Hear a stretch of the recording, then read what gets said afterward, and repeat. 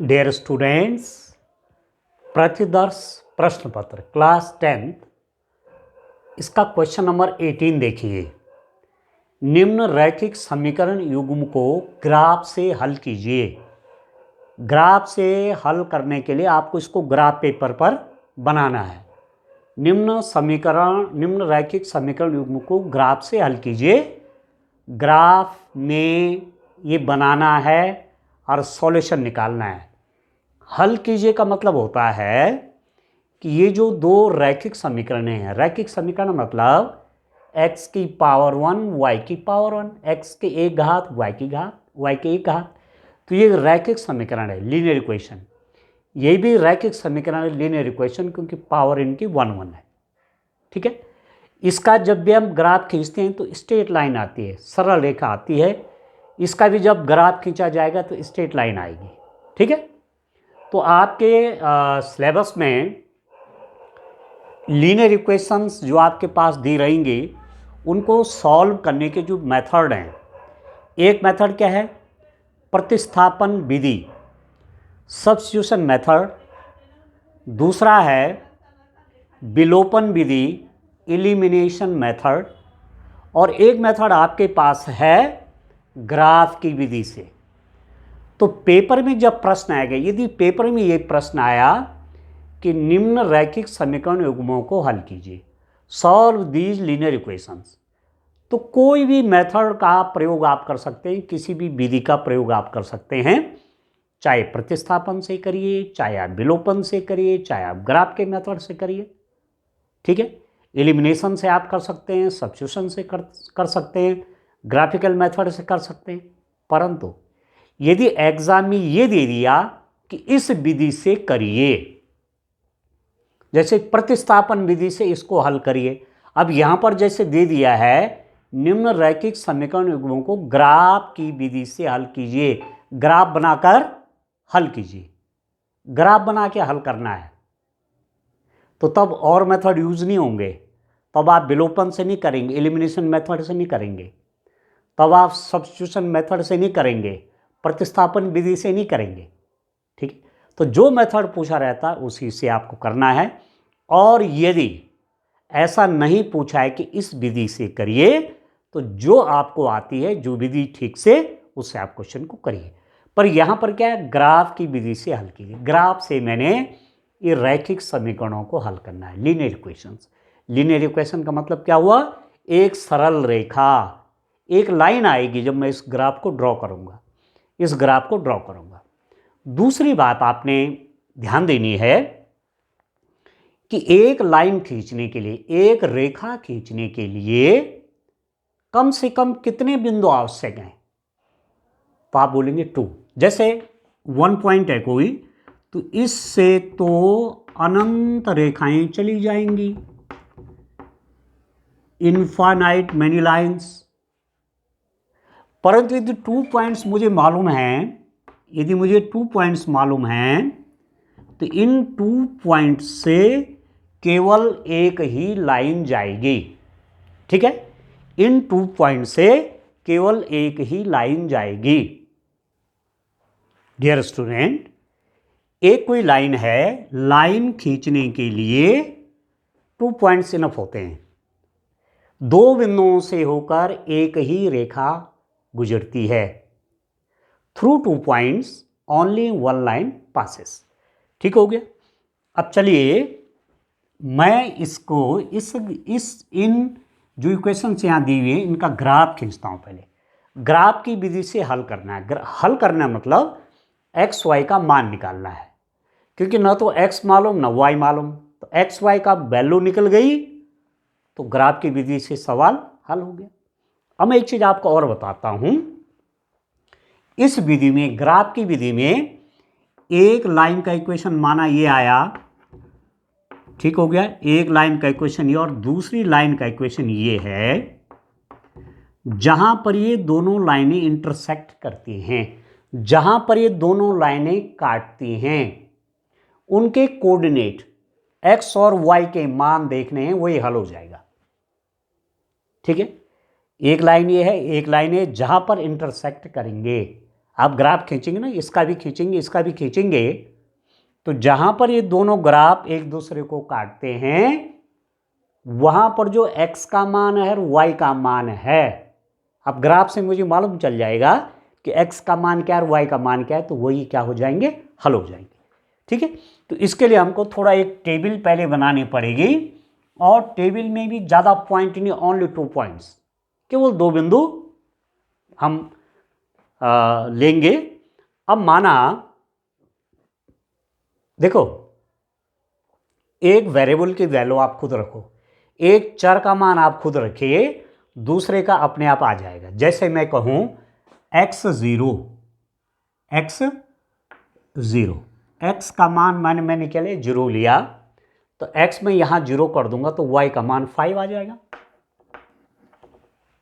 ठीक है, अपने मन से रखना है। x का मान क्या रख दिया मैंने, 0 रख दिया, तो y का मान कितना आएगा, 0 + y 5, तो y का मान आ गया 5। यदि x की वैल्यू मैंने रख दी 1, x की वैल्यू मैंने यदि 1 कर दी तो कितना हो जाएगा, 1 + y = 5, ये +1 वहां जाके माइनस हो जाएगा, तो y = हो गया 4। ठीक है, ठीक है डियर स्टूडेंट। अब मेरे पास 2 पॉइंट्स आ गए। कैसे पॉइंट्स जो हो गए, बिंदु आ गए हमारे पास, कौन कौन बिंदु आ गए, एक तो 0,5 और दूसरा आ गया 1,4। पहले आप x वाला लेंगे, x वाला, ठीक है ना, तो x का मान 0 था, y का मान 5 था, एक बिंदु ये हो गया। x का मान 1 है, y का मान 4 है, तो 1 4 हो गया। अब 0 5 कहाँ आएगा, इसको देखना है। 0 5 कहाँ आएगा, तो ये है डियर स्टूडेंट x एक्सिस बोलते हैं इसको, क्या बोलते हैं, x एक्सिस, x डैश, और ये है y एक्सिस। इस पर मैंने एक एक खाना, अब आप तो ग्राफ पेपर पे जो बड़ा खाना है ना उसको 1 मान लेना। ठीक है, मैंने यहाँ 1 सेंटीमीटर डिस्टेंस पे पॉइंट ले रखे, ये 1 है, ये 2 है, ये 3 है, ये 4 है, ऐसे y एक्सिस पर भी 1 सेंटीमीटर की दूरी पर 1 2 3 4 आप क्या करेंगे कि ग्राफ जो आपके पास होता है, ग्राफ तो आपने देखा ही है, एक बड़े खाने को 1 ले लेना यहाँ से, और यहाँ से भी, क्योंकि उसमें ऐसे ऐसे होते हैं ना लाइनें, मोटी मोटी जो लाइनें हैं जिनके बीच में 10 छोटे खाने होते हैं। ठीक है, तो उनको एक एक लेते रहना, और ऐसी वो एक्सिस के ऐसे वो एक्सिस को काटते हुए जो होती है यूँ, तो 1 2 3 4 ऐसे आप ले लेना। तो पहला पॉइंट है 0,5, तो 0 तो ये हुआ,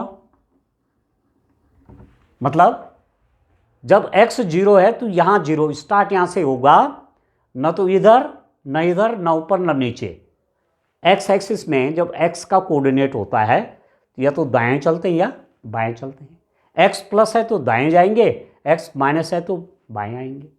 ठीक है, y प्लस में वैल्यू है तो ऊपर की तरफ जाएंगे, y नेगेटिव है तो नीचे की ओर आएंगे। तो x 0 है, कहीं नहीं जाऊंगा, y 5 है तो y में 5, चलो 1 2 3 4 5 यहाँ पहुँच गया अभी। तो एक पॉइंट ये हो गया, इस पॉइंट को मैं ए पॉइंट कह दूंगा, इस वाले को, इसके कोऑर्डिनेट हैं 0,5। क्लियर। दूसरा पॉइंट क्या है, 1 4, तो x में चले आप 1 एक खाना ऐसे, ठीक है, ऐसे खाने हैं ना उसमें ग्राफ पे, ग्राफ पेपर पे ऐसे, x में चले एक खाना, y में 4, तो y में 4 1 2 3 4, तो सीधे इसके ऊपर जाना है 1 के ऊपर सीधे कहाँ, 4 की सीधे बिल्कुल उसी लाइन के ऊपर निकल जाना आपने ये, और ये पॉइंट माना B है, मैंने लिख दिया 1,4। ठीक है, अब मैं इन दोनों को मिला दूंगा, मेरे पास स्केल होगा, पटरी की सहायता से, स्केल की हेल्प से मैं इन दोनों को ज्वाइन कर दूंगा, मिला दूंगा ऐसे पटरी की मदद से, जहां जहां ये बिंदु है ना ये, और आगे तक खींच लेना चाहिए। और आगे तक खींच लेना चाहिए। ये इसको भी थोड़ा और आगे खींच लीजिए आप, ये। और यहाँ डियर स्टूडेंट ऐसे जो रेखा होती है ना वो डायरेक्शन में जाती है, ये। तो ये जो समीकरण आया ये इसका x + y = 5, ये वाली जो इक्वेशन है, ये वाला जो समीकरण है उसका ग्राफ ही आएगा। ये जो रैखिक समीकरण है, लीनियर इक्वेशन है, उसका एक ग्राफ आ गया। यहां पर मैं चाहे लिख भी दूं कि x + y = 5 का ग्राफ है। अब दूसरे का देखते हैं, क्या करता हूं मैं डियर स्टूडेंट। दूसरे में मैं यदि क्या कर दूं, क्या रख दूं मैं रख देता हूं x की कोई वैल्यू रख लो, ठीक है, x की कोई वैल्यू रख लो या y की कोई वैल्यू रख लो, ठीक है। यदि मैं y को 0 कर दूं, y को मैंने 0 कर दिया, y की वैल्यू में 0 ले ली, तो x कितना हो जाएगा, इसी को देखो, 2x = 4 हो जाएगा। y 0 हो गया ना, तो 2x = 4, तो x = 2। तो वैसे भी आप देखो, यदि मैं x की वैल्यू क्या रख देता हूं, 2 रख देता हूं, तो 2 × 2 = 4, और ये भी 4, तो 4 वहां चला जाएगा, -4 हो गया, तो -3y = 0, 4 - 4 0, तो y की वैल्यू 0 हो गई, ठीक है डियर स्टूडेंट। दूसरा मैं इसमें क्या वैल्यू रख दूं, दूसरी वैल्यू मैं इसमें क्या रख दूं कि मुझे वैल्यू निकल जाएगी, मुझे x और y के मान प्राप्त हो जाएंगे। डियर स्टूडेंट, अब मैं x की अलग अलग वैल्यू रखता हूं। देखो, एक सिंपल सी वैल्यू मैं खोजना चाह रहा हूं। x मैंने माना 2 किया, तो x तो 2 था, x 2 में y 0 हो गया, ठीक हो गया, एक पॉइंट तो निकल गया। x = 3 करता हूं, 3 × 2 = 6, 6 और ले जाऊंगा तो 4 - 6 -2 आएगा, तो कटेगा नहीं, ठीक ठीक। x = ले लो 5, ठीक है, x = क्या ले लो, 4 ले लो पहले, चले, ठीक है, 4 ले लिया, 4 × 2 = 8, 8 वहाँ ले गए, तो 4 - 8 कितना, -4। तो यहाँ से भी y की वैल्यू मुझे ठीक ठीक मिलेगा नहीं, मिलेगी वैल्यू, पर मैं पूर्णांक संख्या ही चाह रहा हूँ। x = 5 ले लूँ, x क्या ले लूँ, 5, तो 2 × 5 -3y = 4, ये हो गया 10, 10 - 3y = 4, इस 10 को वहाँ ले लो, तो -3y = 4 - 10, तो -3y = -6। अब देखो यहाँ भी माइनस है, यहाँ भी माइनस है, हट जाएगा, तो y = 6/2, तो ये हो जाएगा 6/3, ये हो जाएगा डियर स्टूडेंट 2। तो जैसे ही मैंने x की वैल्यू 5 रखी, y की वैल्यू कितनी आ गई, y की वैल्यू आ गई 2। अपने हिसाब से देखना है, x = 1 मानो, 2 मानो, -1 मानो, ठीक है, -1 में मानेंगे तब भी काम हो जाएगा। x में -1 मान लूँ, माना मैंने x का -1, ठीक है, मैंने पॉइंट ले लिया, माना मैं इसकी जगह x = -1 रखता हूँ। चलिए इस पॉइंट के लिए आप देखो, x = -1 करता हूँ, तो x = -1 किया, तो 2 × -1 -3y = 4, तो ये हो जाएगा -2 - 3y = 4, -2 वहाँ जाएगा तो प्लस हो जाएगा, -3y = 4 + 2, तो -3y = 6, तो y = 6/-3, तो ये हो जाएगा -2, 3 × 2 = 6, और प्लस माइनस का माइनस, तो जब मैंने x की वैल्यू -1 करी तो y आएगा -2, ठीक है ना।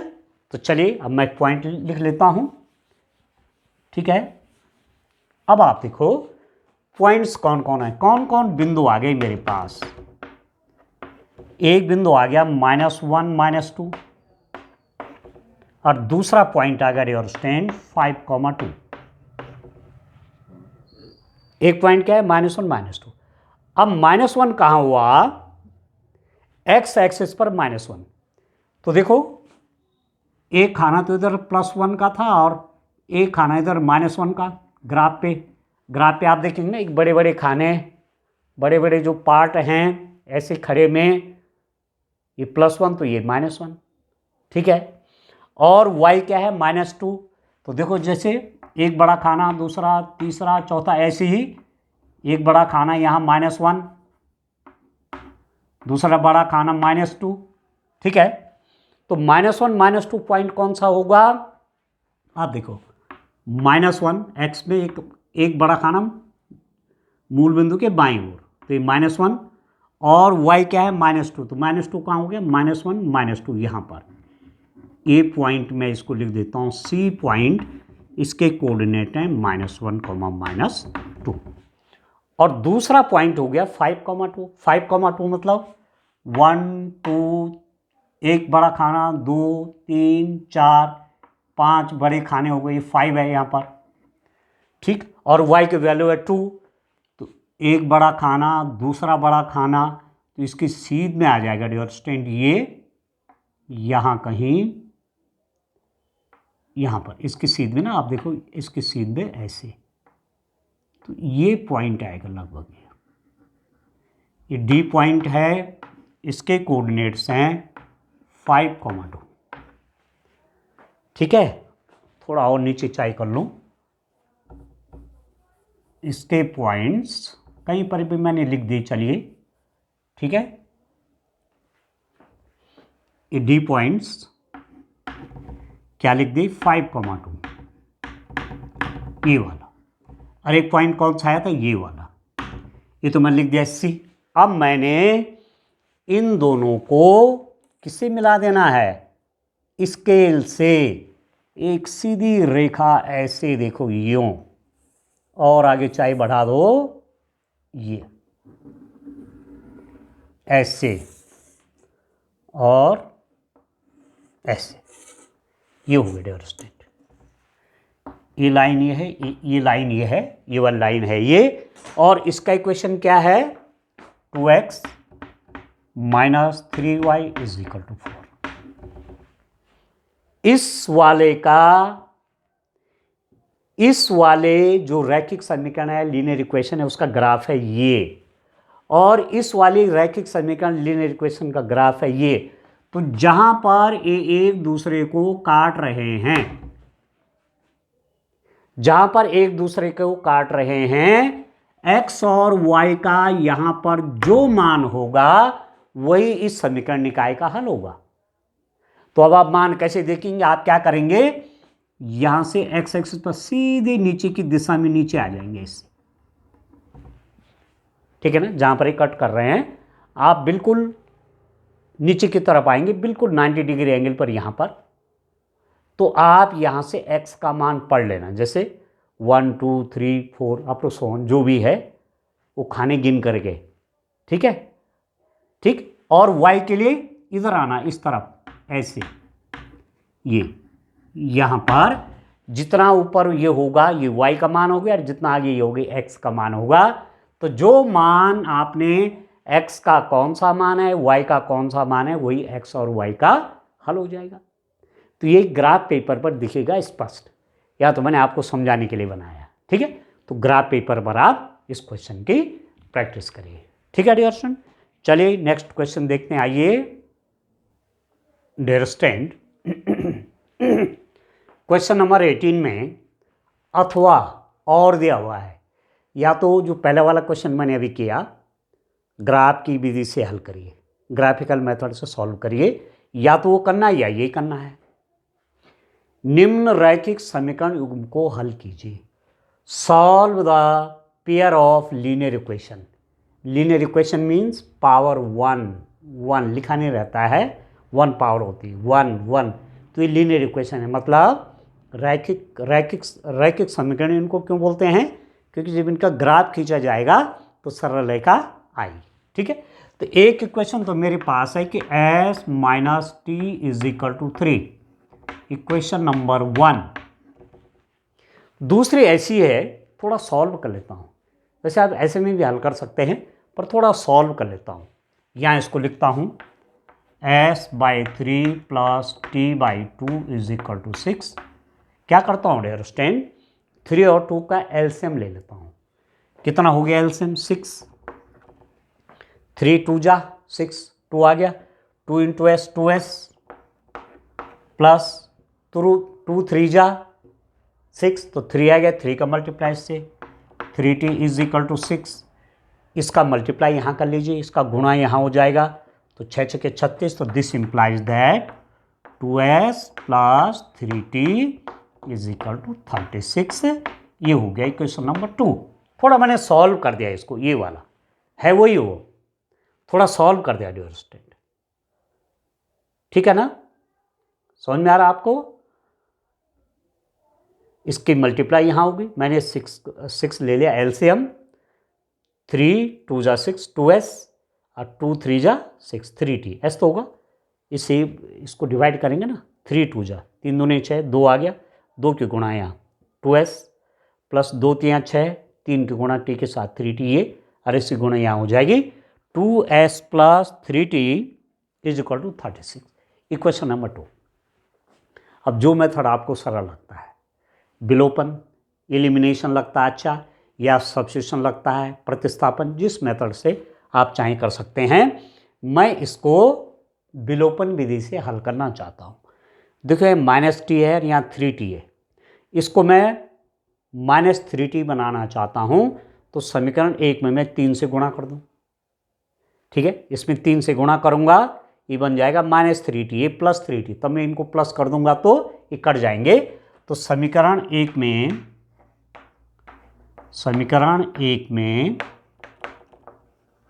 3 से गुणा करने पर मल्टीप्लाइंग इक्वेशन 1 विथ 3, समीकरण 1 में 3 से गुणा करिए, तो 3 से गुणा करने का मतलब हुआ लेफ्ट हैंड साइड में भी करेंगे, राइट हैंड साइड में भी करेंगे। 3 से मल्टीप्लाई का मतलब हुआ लेफ्ट हैंड साइड में भी 3 से मल्टीप्लाई करेंगे, राइट हैंड साइड में भी। तो इसमें 3 से मल्टीप्लाई तो कितना हो गया 3s, इसमें होगा तो -3t, इसमें 3 से मल्टीप्लाई होगा तो 9, इसको लिख देता हूँ इक्वेशन नंबर 3, ठीक है। अब देखो डियर स्टूडेंट, यहां पर देखिए, आप देखो ये इक्वेशन अब ये बन गई, तो मैंने लिखा 3s minus 3t is equal to 9, equation number 3। और दूसरी इक्वेशन ये थी 2s plus 3t is equal to 36, equation number 2। अब ये कैसे कटेगा, यदि मैं दोनों को प्लस कर दूंगा तो ये तो 5 हो जाएगा, पर -3 और +3 कट जाएंगे, तो यहाँ पर लिखूंगा मैं एडिंग, जोड़ने पर, क्या लिख दूंगा, एडिंग, जोड़ने पर,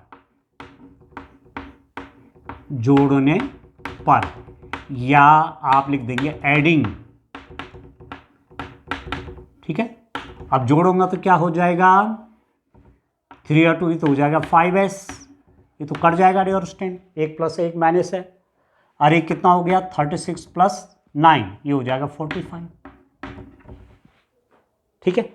अब s की वैल्यू निकालना चाहते तो 5 यहाँ चला जाएगा डिनोमिनेटर में, तो s इज इक्वल टू 45/5, ये 5 इसके डिनोमिनेटर में चला जाएगा, 5 9 जा 45, तो s इज इक्वल टू 9 हो गया, ठीक है। जब s की वैल्यू आ गई तो मैं समीकरण 1 में रख लूँ, समीकरण 1 में s इज इक्वल टू 9 रखने पर सब्स्टिट्यूटिंग s इज इक्वल, या आप ये भी कर सकते हैं, आप putting the value of x is equal to 9 in equation number 1, ठीक है।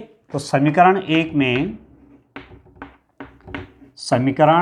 में s इज इक्वल टू 9 रखने पर, putting s is equal to 9 in equation number 1, तो s की जगह पे 9 minus t is equal to 3, इस +9 को वहाँ ले जाएंगे तो माइनस हो जाएगा, -t इज इक्वल टू 3 - 9, तो -t is equal to 3 - 9, plus का 3 और माइनस का 9 है, तो -6 हो जाएगा डियर स्टूडेंट, और यहाँ भी माइनस है, यहाँ भी माइनस है, माइनस हटा दीजिए, तो t इज इक्वल टू आ गया 6। तो आपके पास दो चीज़ें आ गई, s की वैल्यू आ गई 9 और t की वैल्यू आ गई 6। ये आ गया। रैखिक समीकरण युग्म को हल कीजिए। Solve the pair of linear equation. Solve का मतलब क्या होता है, हल का मतलब क्या होता है। हल मतलब इस समीकरण में हम तीन के बारे में तो मैं जानता हूं ना, 3 से तो मैं वेल फेमिलियर हूं ना, पर ना तो मैं s जानता हूं ना मैं t जानता हूं। ना मुझे s के बारे में मालूम ना मुझे t के बारे में मालूम, तो मुझे s के बारे में मालूम हो गया, मुझे t के बारे में भी मालूम हो गया, हो तो गया हल। हल मतलब जिस चीज़ को हम नहीं जानते हैं, यदि हमको उसका मान मालूम हो गया तो हल है। सॉल्यूशन मतलब किसी अननोन चीज़ को जब हम जान जाएं, नोन हो जाए वो चीज़, तो जैसे S9 T6 हो गया तो यही सॉल्यूशन हो गया। अब इन इक्वेशंस में एक फ़ायदा है, यदि आपने सही आंसर निकाला है, सही आपका सॉल्यूशन ठीक आ गया, S और T के जैसे यहाँ पर आया है, तो हम आंसर चेक कर सकते हैं, उत्तर मिला सकते हैं कि मेरा क्वेश्चन सही है कि नहीं है। अब आप देखो यहाँ मैं वैल्यू करूँ S9 रख दूँ, S की जगह 9 माइनस T क्या है 6, तो 9 माइनस 6 कितना होता है 3, तो बिल्कुल सही। यहाँ रखो S/3, S कितना है 9, तो 9/3 कितना हो गया 3, प्लस T कितना है, T है 6, तो 6/2 तो 3, तो 3 + 3 कितना हो गया 6। तो मेरा बिल्कुल करेक्ट आंसर आया है, इक्वेशंस का हल बिल्कुल सही आया है, उत्तर यही मिल गया है। कई बार कैलकुलेशन में गलती हो जाती है, तो कुछ क्वेश्चन ऐसे होते हैं जहां आप अपने आंसर को मिला सकते हैं कि सही है कि नहीं है। तो खट से देख लिया रफ पेज पे, बाएं तरफ कॉपी के बाएं ओर रफ वर्क करने के लिए, माना आपको रफ वर्क करना है तो कॉपी का कोई बाएं पेज आप ले लेते हैं, ठीक है, ऊपर लिख देते हैं रफ वर्क। जब काम हो गया तो उसको एक लाइन काट दिया, एक लाइन से ऐसे उसको काट दिया, ठीक है ना। तो आप आसानी से एग्जाम में भी चेक कर सकते हैं कि मैंने क्वेश्चन सही किया है या नहीं किया है। चलिए नेक्स्ट देखते हैं। क्वेश्चन नंबर 19 देखिए डियर स्टूडेंट। एक आयताकार खेत का विकर्ण उसकी छोटी भुजा से 16 मीटर अधिक है। खेत की बड़ी भुजा छोटी भुजा से 14 मीटर अधिक है, अधिक हो तो खेत की भुजाएं ज्ञात कीजिए। ये कोई आयत है, ठीक है, उसका विकर्ण कह रहे हैं। विकर्ण मतलब ये तो भुजाएं हैं, अरे विकर्ण हो गया, ठीक है। तो मैं मान लेता हूं कि आयत है माना ABC और D। ये आयत की बड़ी भुजा है, ये छोटी भुजा है, ये बड़ी भुजा है, ये छोटी भुजा है, ये तो आपस में बराबर होते हैं, ये इसके बराबर, ये इसके बराबर। तो ये छोटी भुजा है, ये बड़ी भुजा है, ये कर्ण है, कर्ण दिया हुआ है। आयताकार खेत का विकर्ण उसकी छोटी भुजा से 16 मीटर अधिक है। खेत की बड़ी भुजा छोटी भुजा से 14 मीटर अधिक है। खेत की बड़ी भुजा छोटी भुजा से 14 मीटर अधिक है, तो खेत की भुजाएं ज्ञात कीजिए। अच्छा, एक आयताकार खेत का विकर्ण उसकी छोटी भुजा से 16 मीटर अधिक है, ठीक हो गया। खेत की बड़ी भुजा छोटी भुजा से 14 मीटर अधिक है, तो खेत की भुजाएं ज्ञात कीजिए। आपको खेत की भुजाएं चाहिए डियर स्टूडेंट। अब मैं ऐसा कर लेता हूं, ये रेक्टेंगल दिया हुआ है, ये इसका डायगोनल है, ठीक है, ये लॉन्गेस्ट साइड है रेक्टेंगल की और ये स्मॉलेस्ट साइड है, ठीक है। हमको किसी साइड के बारे में कुछ मालूम नहीं क्या दिया हुआ है, पर एक कंडीशन दी हुई है, जो डायगोनल है वो जो स्मॉलेस्ट साइड है उससे 16 मीटर अधिक है। विकर्ण सबसे छोटी भुजा से 16 मीटर अधिक है। अब यहां पर कंडीशन जो दे रखे हैं वो पकड़नी पड़ेंगी। डायगोनल स्मॉलेस्ट साइड से 16 मीटर अधिक है, और जो खेत की बड़ी भुजा है, जो लार्जेस्ट साइड है, वो छोटी भुजा से 14 मीटर अधिक है। तो इसका मतलब यदि मैं मान लूं कि जो स्मॉलेस्ट साइड है वो x मीटर है, मुझे मानना पड़ेगा, माना खेत की सबसे छोटी भुजा, सबसे छोटी भुजा, सबसे छोटी भुजा की लंबाई x मीटर है। Let the length of smallest side of this rectangle be x metre. ठीक है, तो इसका विकर्ण कितना हो जाएगा? खेत का विकर्ण, डायगोनल ऑफ दिस फील्ड, खेत का विकर्ण कितना हो जाएगा? अब डियर स्टूडेंट, जो कंडीशन दी हुई है वो आपने पकड़नी है। विकर्ण उसकी छोटी भुजा से 16 मीटर अधिक, माना छोटी भुजा 10 सेंटीमीटर है, माना छोटी भुजा क्या है, माना 10 सेंटीमीटर है, 10 सेंटीमीटर है, और विकर्ण उससे 5 सेंटीमीटर ज़्यादा है, तो विकर्ण कितना हो जाएगा? 10 + 5। तो ये क्या कह रहे हैं? विकर्ण 16 मीटर अधिक है, किससे? इससे, और इसकी लंबाई क्या है? x है, तो विकर्ण क्या हो जाएगा? इससे 16 अधिक, तो ये हो जाएगा x + 16, x + 16 मीटर। ठीक है, खेत की बड़ी भुजा छोटी भुजा से 14 मीटर अधिक है। जो बड़ी भुजा है, this longest side is 14 metre greater than the smallest side. ये जो बड़ी भुजा है वो छोटी से 14 मीटर ज़्यादा है, मतलब छोटी में x + 14 कर दूं मैंने छोटी x माना हुआ ना, इसमें मैं 14 प्लस कर दूं तो मुझे बड़ी वाली मिल जाएगी लार्जेस्ट साइड मिल जाएगा। तो विकर्ण क्या है आपका? विकर्ण है AC विकर्ण है। ठीक है, खेत की सबसे बड़ी भुजा, सबसे बड़ी भुजा, खेत की सबसे बड़ी भुजा कितनी हो जाएगी डियर स्टूडेंट? क्या कह रहे हैं?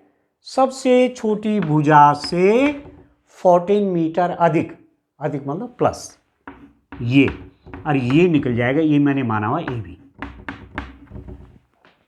तो मेरे पास तीनों साइड निकल गई। AB हो गया x + 14, AC कितना है? AC है x + 16। तो ये मेरे पास क्या बना डियर स्टूडेंट? ये क्या है? ये क्या है? ये राइट एंगल ट्रायंगल, एक समकोण त्रिभुज है। आयत का प्रत्येक कोण 90 अंश होता है। ठीक है, रेक्टेंगल का एक एंगल 90 डिग्री, ये 90, ये भी 90, ये भी 90। तो जब ये 90 है तो ये राइट एंगल ट्रायंगल बन गया, समकोण त्रिभुज बन गया। क्लियर? ठीक है, ठीक है, तो मैं लिख देता हूं, ट्रायंगल ABC समकोण त्रिभुज है। Triangle ABC is right angle triangle. तो यदि समकोण त्रिभुज है राइट एंगल ट्रायंगल है तो क्या होता है? हाइपोटेन्यूज का स्क्वायर, कर्ण का वर्ग, कर्ण का वर्ग, ये कर्ण हो गया ना। आयत के लिए हम विकर्ण बोलते हैं यार, समकोण त्रिभुज में ही क्या हो जाता है? कर्ण। तो कर्ण का वर्ग बराबर आधार का वर्ग प्लस लंब का वर्ग, ये तो आप पढ़ते हैं। कर्ण का वर्ग मतलब AC² इज इक्वल टू क्या होता है? AC² is equal to AB² plus BC², ये तो आप जानते हैं ना। तो AB² प्लस BC²। अब AC कितना हो गया?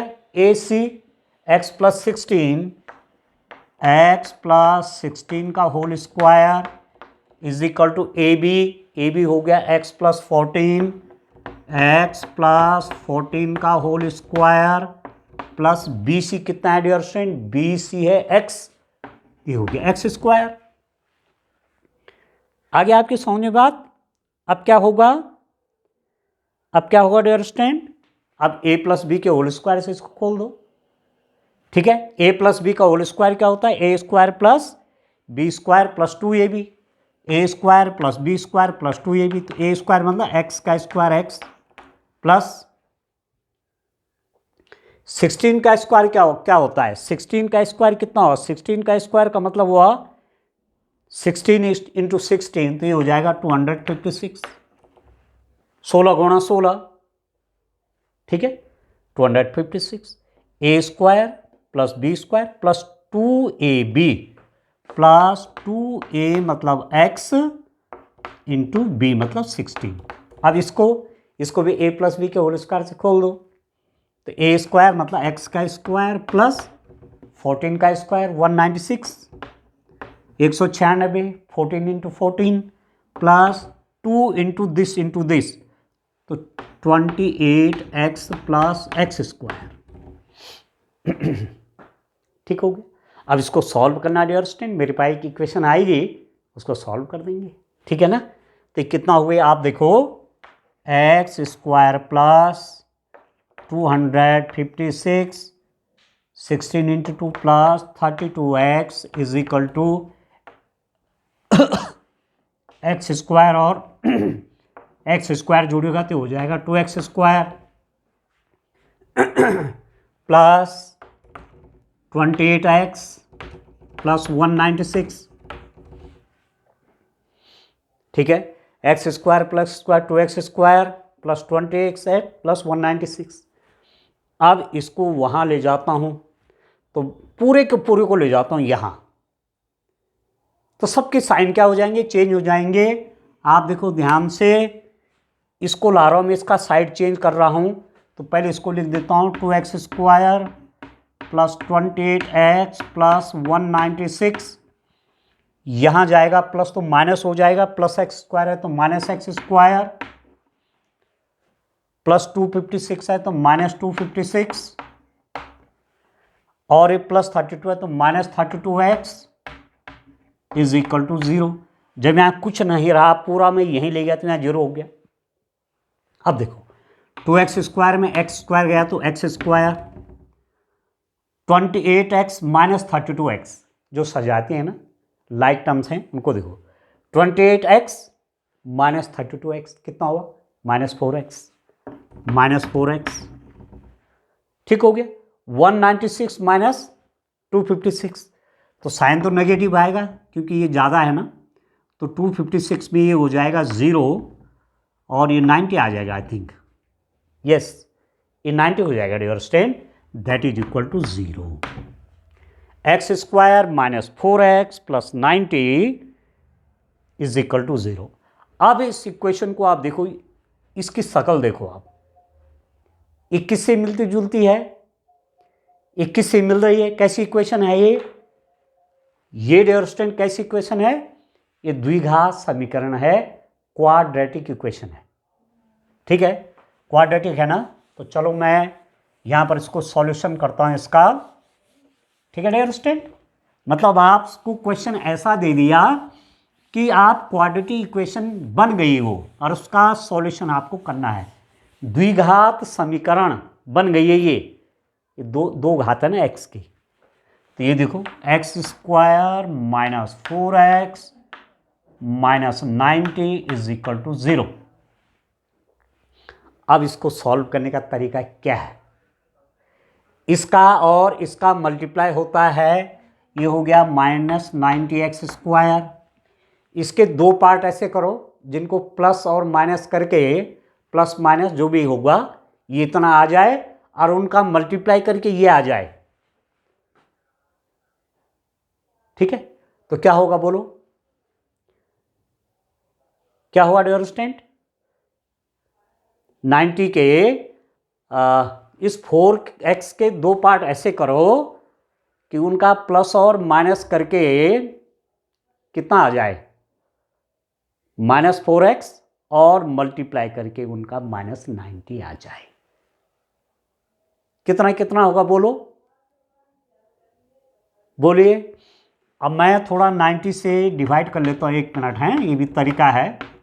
45, 15, 3 5 जा, तो 15 और 6, 15 और 6 कितना हुआ? 15 और 6 कितना हुआ डियर स्टूडेंट? यही चीज मैं और देखूं,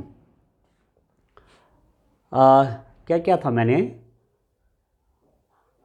10 छक्के 60, शायद जो है मेरे पास माइनस करके एकदम फिट नहीं आया। यहाँ पर मैंने जो माइनस किया ना, 2x² में x² गया तो ये आया, 28x ये हो गया, ये कितना हुआ? ये गलत हो गया, 90 नहीं आएगा, ये कितना आएगा? 256 में यदि मैं इसको माइनस कर दूँ, 256 में 196 माइनस हो जाए तो इसके 0, 15% हो गया, 60 आएगा डियर स्टूडेंट। ये गलती से हो गया ऐसे, दिस इज 60, इसलिए वो बन नहीं पा रहा था, एक्चुअली 60 है, ठीक है ना? ये 60 है डियर स्टूडेंट। अब देखो 60 के 2 पार्ट कर सकता हूँ, 10 6 जा 10 और 6, तो आप देखो x² minus 10x plus 4x minus 60 is equal to 0, minus 10x plus 4x 6x, sorry, minus 10x plus 6x minus 4x, और इसको इससे गुणा कर दूंगा, माइनस 10x इंटू 6x, तो कितना हो जाएगा? -60x², गलत हो गया था, हैं, -60x²। देखो इसके 2 पार्ट हुई कि नहीं हुई, -10x plus 4x, -10x plus 6x minus 4x, और इन दोनों का मल्टीप्लाई -60x²। ये तो तरीका है, ठीक है। अब मैं आसानी से इसके फैक्टर कर सकता हूं। अब मैं क्या करूंगा, इन दोनों में x कॉमन है, x कॉमन है, आगे क्या हो गया, x -10, यहां पर +6 कॉमन ले लो, x -10 इंटू 6 60 होता है, 6 बाहर आ गया, 10 इज इक्वल टू 0, तो this is equal to x -10, this implies that कर लेता हूँ, इंप्लाइज दो बराबर का साइन ही लगाते एक लाइन में, x -10 कॉमन आ गया, तो मेरा क्या बच्चा अंदर, x + 6 is equal to 0, x -10 और x + 6 इज इक्वल टू 0। अब यदि ये 0 है, आप देखो इफ इन दोनों का मल्टीप्लाई 0 है ना, कहीं पर लिखा हुआ है x into Y is equal to 0, तो 3 बातें आती हैं, या तो x 0 है और y 0 नहीं है तब भी मल्टीप्लाई 0, यदि y 0 है पर x 0 नहीं तब भी मल्टीप्लाई 0, और यदि दोनों 0 हैं तब भी मल्टीप्लाई 0, तो इन दोनों का मल्टीप्लाई 0, इसका मतलब या तो ये 0 है या ये 0 है या दोनों 0 हैं। तो यदि x + 6 इज इक्वल टू 0, तो इसका मतलब ये +6 वहाँ जाएगा तो माइनस हो जाएगा, तो ये x इज इक्वल टू -6 हो गया, ठीक है। और एक चीज आपने पढ़ी होगी कि लंबाइयां ऋणात्मक नहीं होती, लंबाइयां ऋणात्मक नहीं होती, इसलिए मैं इस मान को नहीं लूंगा, ठीक है, क्योंकि x क्या मान रखा हमने, सबसे छोटी भुजा की लंबाई, तो नेगेटिव तो आएगी नहीं, लंबाई तो ऋणात्मक नहीं होती, इसका मतलब ये वाला 0 होगा, ठीक है। जो कि अमान्य है, लिख दिया मैंने, जो कि अमान्य है, विच इज नॉट एडमिसिबल, जो कि अमान्य है, इसको नहीं लूंगा, तो मैं किसको लूंगा, x -10 इज इक्वल टू 0 ले लूंगा, इसका मतलब हो गया x इज इक्वल टू 10, ठीक है। तो सबसे छोटी भुजा 10 आ गई, तो सबसे छोटी भुजा मैंने जो माना हुआ था, सबसे छोटी भुजा, तो खेत की सबसे छोटी भुजा, खेत की सबसे छोटी भुजा बराबर 10 मीटर, इस खेत की सबसे छोटी भुजा 10 मीटर हो गई, दूसरी भुजा x + 14, तो x की जगह आप 10 कर देंगे तो 24 आ जाएगा। खेत की सबसे बड़ी भुजा बराबर x + 14, तो x मतलब 10, 10 + 14 मतलब 24 मीटर। खेत की सबसे छोटी भुजा 10 मीटर और सबसे बड़ी भुजा कितनी है? 24 मीटर। इस रूप में डियर स्टूडेंट ये क्वेश्चन करना था। तो भुजा ये तो होगी, ये तो विकर्ण है, ये भुजा नहीं है, ये भुजा, ये लंबाई होगी 24 मीटर, लंबाई होगी सबसे बड़ी भुजा खेत की, और सबसे छोटी आपकी कितनी हो गई? 10 मीटर। सबसे बड़ी 24, सबसे छोटी 10 मीटर। ठीक है, चलिए नेक्स्ट क्वेश्चन देखते हैं, आइए उसको सॉल्व करते हैं। डियर स्टूडेंट क्वेश्चन नंबर 20 देखिए, सिद्ध कीजिए, प्रूव दैट, इसको सॉल्व करना, ये लाना है। ठीक है ना, तो लेफ्ट हैंड साइड ले लेता हूँ, लेफ्ट हैंड साइड है, लेफ्ट हैंड साइड ले लेता हूँ, लेफ्ट हैंड साइड मतलब बायां पक्ष, लेफ्ट हैंड साइड ले लेता हूँ। अभी स्क्वायर रूट है तो मैं चाहूँ कि स्क्वायर रूट हट जाए। अब हटेगा कैसे? मैं क्या करूँगा इस क्वेश्चन में कि अंश और हर में 1 + sin a का मल्टीप्लाई करूँगा, 1 + sin a का मल्टीप्लाई करूँगा तो स्क्वायर हो जाएगा और ये हट जाएगा और नीचे भी कुछ चेंजेज आएंगे। ठीक है, तो 1 + sin a का अंश और हर में गुणा करने पर, अंश व हर में गुणा करने पर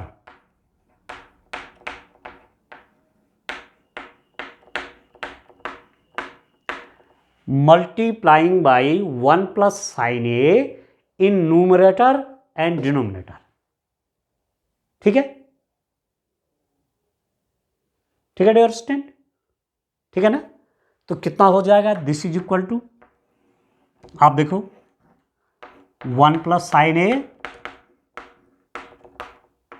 into 1 + sin a divided by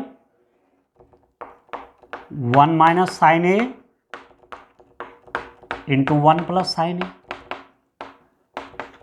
अंश और हर दोनों जगह गुणा कर दिया, न्यूमरेटर और डिनोमिनेटर दोनों जगह मल्टीप्लाई कर दिया, तो कोई असर नहीं, कोई नया हमने कुछ नहीं किया, जितना है मल्टीप्लाई उतना है मल्टीप्लाई।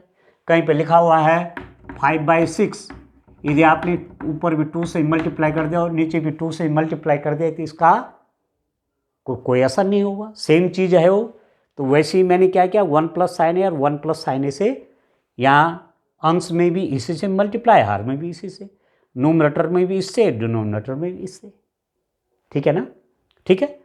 अब ऐसा इसलिए किया कि तो फिर कि ये क्या बन जाएगा, ऊपर आप देखो ये क्या बन जाएगा, ये बन जाएगा 1 + sin a का होल स्क्वायर, 2 बार मल्टीप्लाई में है तो स्क्वायर बन गया। अरे कितना हुआ, a + b into a - b, a + b into a - b कितना हुआ, a + b into a - b कितना हुआ, a² - b² हुआ, a + b into a - b, a² - b², a² मतलब 1² 1 माइनस b², sin a का स्क्वायर sin स्क्वायर है।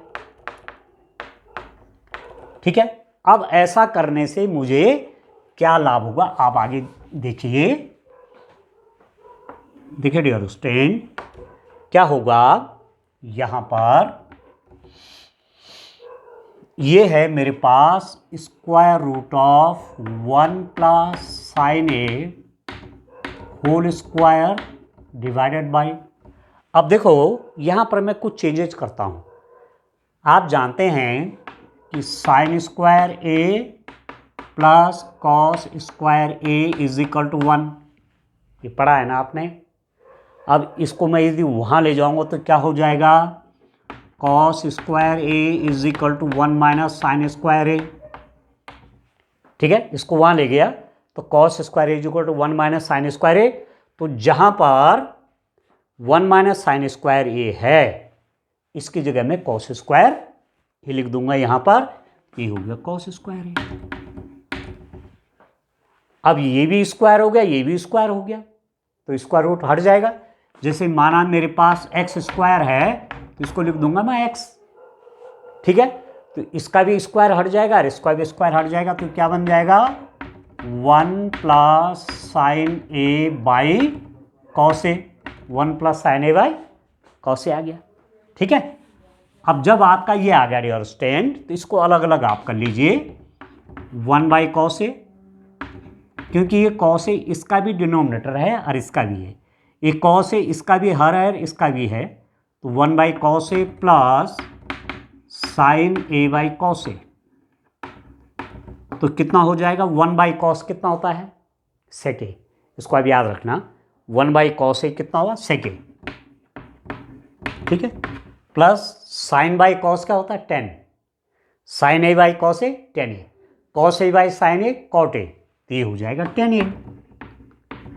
और यही आपको राइट हैंड साइड में लाना था सेक ए प्लस टेन ए, तो ये हो गया right hand side, hence proved, हो गया सत्यापित। 4 मार्क्स का क्वेश्चन है, सरल है डियर स्टूडेंट, ठीक है। तो चलिए अब इसमें अथवा वाला पार्ट भी कर लेते हैं। आइए डियर स्टूडेंट क्वेश्चन नंबर 20 आप देखिए, ये इसमें अथवा है, जो 20 मैंने अभी किया या तो वो करना है या ये वाला करना है, तो इसको मैं आपको बताता हूँ। आपको प्रूफ करना है cos A by 1 plus sine A plus 1 plus sine A by cos A is equal to this. तो मैं लेफ्ट हैंड साइड ले लेता हूँ, लेफ्ट हैंड साइड को सॉल्व करके जब ये आ जाएगा तो प्रूफ हो गया, ठीक है। तो चलिए लेफ्ट हैंड साइड देखते हैं, आइए cos a 1 plus sine A plus 1 plus sine a divided by cos a. अब देखो ध्यान दीजिए क्या करूं मैं, सॉल्व करना है तो मैं इन दोनों का एलसीएम ले लेता हूं। एलसीएम कुछ सीधा सीधा दिख नहीं रहा है, तो इन दोनों का मल्टीप्लाई ले लेता हूं। यहां पर मैं ऐसे ले लेता हूं 1 plus sine a into cos a, ठीक है। अब क्या तरीका है, इससे इसमें डिवाइड करते हैं, इसका इसमें भाग दूंगा तो ये तो कट जाएगा, तो कॉस ए आ जाएगा, कॉस ए का मल्टीप्लाई इसके साथ हो जाएगा, तो cos a into cos a plus cos A से इसमें डिवाइड करूंगा, कॉस ए का इसमें भाग करूंगा, कॉस ए से कॉस ए कट गया तो 1 प्लस साइन ए आ गया, 1 प्लस साइन ए का गुणा इसके साथ हो जाएगा 1 प्लस साइन ए का होल स्क्वायर, ठीक हो गया, ठीक है ना। अब दिस इज इक्वल टू देखो cos a into cos a क्या हो जाएगा cos square a plus 1 plus sine a का whole square, a plus b का होल स्क्वायर करिए, ए स्क्वायर मतलब 1 का square 1 plus b square, sine a का स्क्वायर हो गया sine square a plus 2ab, 2 into 1 into sine a, 2 into 1 into sine a, ठीक है ना। ए प्लस बी का होल स्क्वायर, ए स्क्वायर 1 का square 1 plus b square sine a का square sine square a plus 2 into a into b, 2 into 1 into sine a, ठीक है, whole divided by कितना हो गया dear student 1 plus sine a into हो गया cos a, ठीक है। अब ये कितना होगा आप देखो,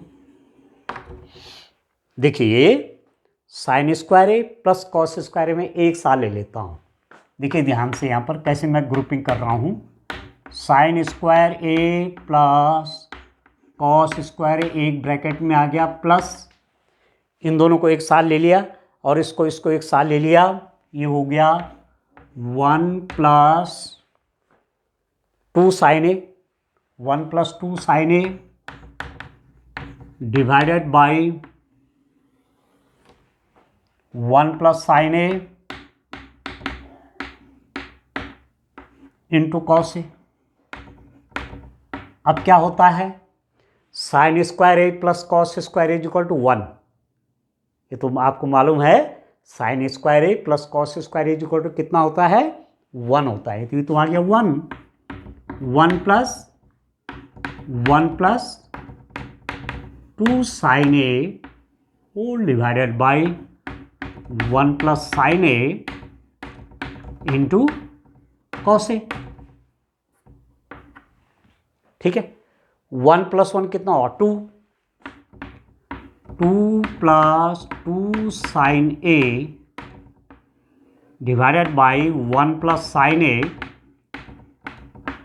इंटू कॉस ए। ठीक हो गया। अब देखो कॉमन क्या आ रहा है, 2 कॉमन है कि हो जाएगा 2 1 plus sine a divided by 1 plus sine a into cos a. इससे ये कट गया, ये कट गया तो कितना हो जाएगा 2 बाई कॉस ए। ठीक है, और आप क्या जानते हैं, देखो 1 by cos A is equal to होता है सेक ए। तो 1 बाई कॉस बन जाएगा सेक, ये हो जाएगा 2 सेक ए। अब ये तो लाना है। ठीक हो गया, is equal to right hand side proved. तो इस रूप में ट्रिग्नोमेट्री के क्वेश्चन हैं, इस ढंग से ड्यूरेस्टेटिक क्वेश्चन करने हैं, आसान होते हैं, ध्यान से करिए, अच्छे मार्क्स आएंगे आपके। ठीक है।